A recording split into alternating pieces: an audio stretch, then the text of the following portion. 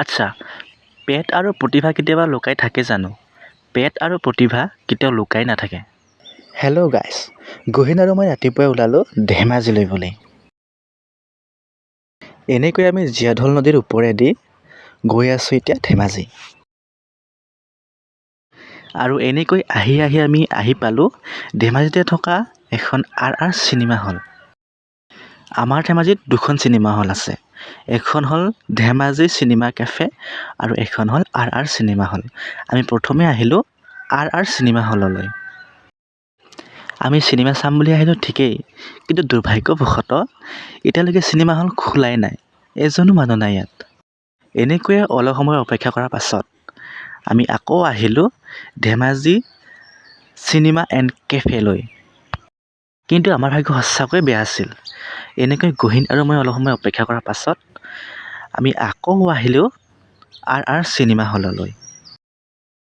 আৰু এতিয়া ইয়াত আহি আমি ফাইনেলি টিকেট কৰি ল'লোঁ আৰু এনেকৈ আমি ভিতৰলৈ সোমাবলৈ আৰম্ভ কৰিলোঁ।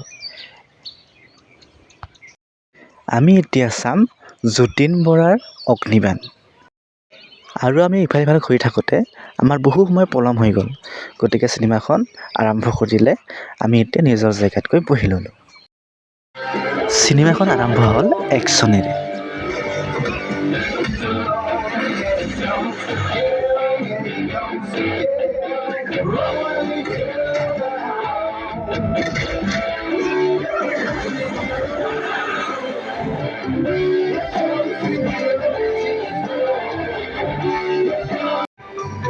Thank you, Ty.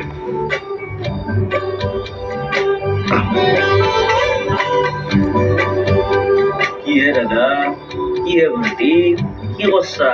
ৰাতি দেখোন 1টা বাজি। একো কৰা নাই বিৰতি দাদা, অলপ প্ৰেম কৰছো।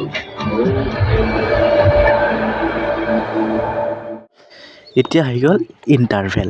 আমি ওলালোঁ বাহিৰলৈ গৈ গহীন আৰু মই পপকৰ্ণ কিনিলোঁ। এনেকৈ পপকৰ্ণ লৈ আমি ভিতৰলৈ সোমালোঁ আৰু পপকৰ্ণ খাই আমি চিনেমাৰ মজা ল'বলৈ আৰম্ভ কৰিলোঁ।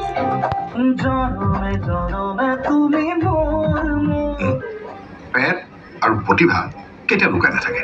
আমি বহু সময় এনেই নষ্ট কৰিলোঁ। বিশ্বাস ৰাখিলেও